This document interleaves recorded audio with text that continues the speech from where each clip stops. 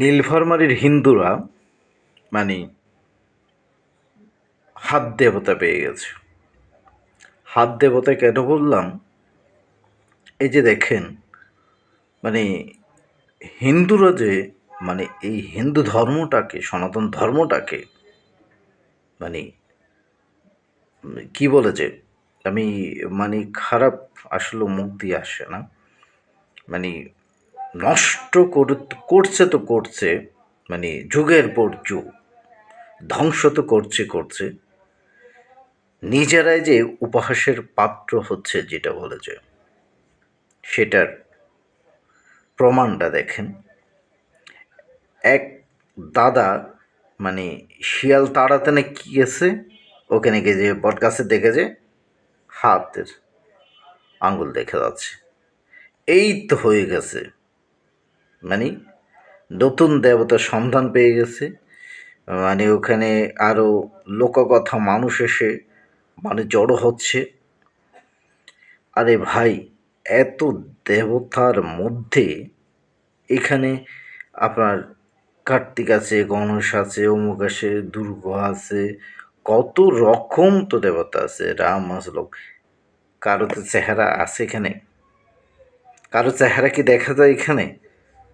অনেকগুলোর ছবি তো নিজেরাও তো যেভাবে হোক প্রকাশ পায় বা করে, ওখানে কি কারো চেহারা আছে? নাই, কারো চেহারা নাই। তাহলে এইখানে যে এটা তোমাদের দেবতা, কেমনে বুঝলা এটা? এটাতে দেবতার হাত, এদের ঠাকুরের হাত, কি করে বুঝলা এটা? হ্যাঁ, এটা কি নিজেদের ধর্মকে নিজেরা বলে না, বা হোগমারা সারা দিচ্ছে? এটা হচ্ছে না? হোগমারা দিচ্ছে নিজেদের ধর্মটাকে নিজেরা।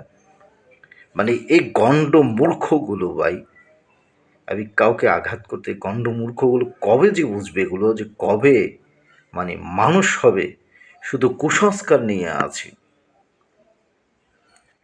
বৌদ্ধ আছে, মুসলিম আছে, খ্রিস্টান আছে, অন্য অন্য কেউ গেল না। এরা দেখলেই, কিছু একটা দেখলেই, কিছু একটা বললেই এদের এদের দেবতা হয়ে যায়, এদের ঠাকুর হয়ে যায়। এটা কোন ধরনের রে ভাই? আমি মানে জিনিসটা বুঝি না আসলে, এটা কোন ধরনের? এখানে আপনি দেখবেন যে এই মোমবাতি, আগরবাতি জ্বালানো শুরু হয়ে গেছে, পূজা স্টার্ট হয়ে গেছে, পুজো শুরু হয়ে গেছে। হ্যাঁ, শুধু পূজা না, টাকাও পড়ছে। কতগুলো টাকা পড়ছে দেখেন, টাকাও পড়ছে, অনেক টাকা পড়ছে, একটা ধান্দা শুরু হয়ে গেছে অলরেডি। তো এই হিন্দুরা ধ্বংস না হয়ে মানে যে ধর্ম, যেটা করা উচিত, যেগুলো করা উচিত নয় সেগুলো করে, আর যেগুলো করা উচিত সেগুলি করে না। ওখানে কি নীলফামারীতে, ওখানে কি শিক্ষিত ছেলেবেলে নেই? দেখবেন যে সবগুলো ওখানে যারা অনেক লেখাপড়া জানা ছেলেরাও দেখবে যে গণ্ডমূর্খের মতো ওখানে মানে মোবাইলের ছবি উঠাচ্ছে, অমুক সমুক, মানে শুরু হয়ে গেছে অলরেডি। সবাই ঠাকুর পেয়ে গেছে, অমুক পেয়ে গেছে, সমুক পেয়ে গেছে। হুম, এটা শুরু হয়ে গেছে। কিছুদিন আগে এক মানে অন্য আমার ভাইয়ের মুসলিম এলাকা দেখলাম, ওখানে একটা গাছের কথা বলতেছে বিদায় সবাই এরকম হো হল্লা করে আসতেছে। অনেকেই, অনেকে কুসংস্কার, কিন্তু ওখানে কিছুক্ষণ পরে দেখলাম যে ওই জায়গাটায় সমস্যা হতে গাছটা কেটে ফেলছে।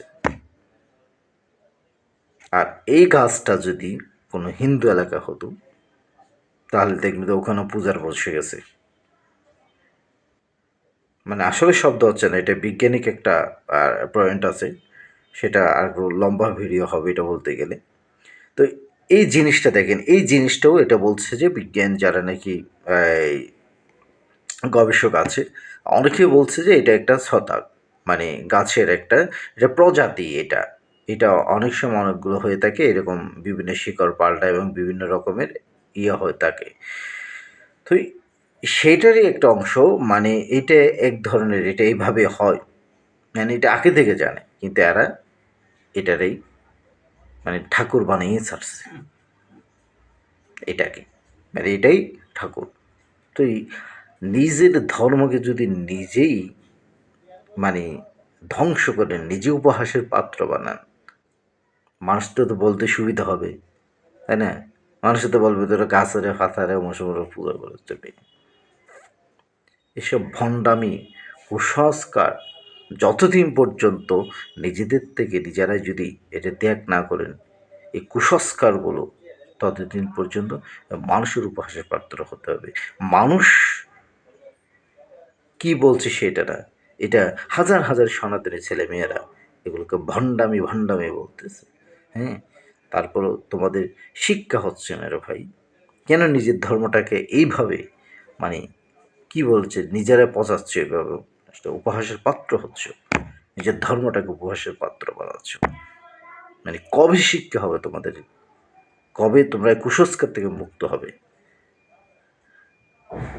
কুসংস্কার থেকে মুক্ত হন।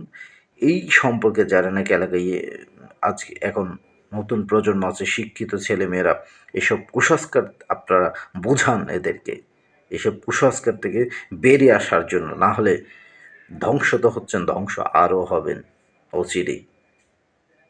যেটা ধর্ম সে ধর্মটাই করুন, আসল নকল ধরে টানাটানি করবেন না, তাহলে ধ্বংস অনিবার্য তাদের।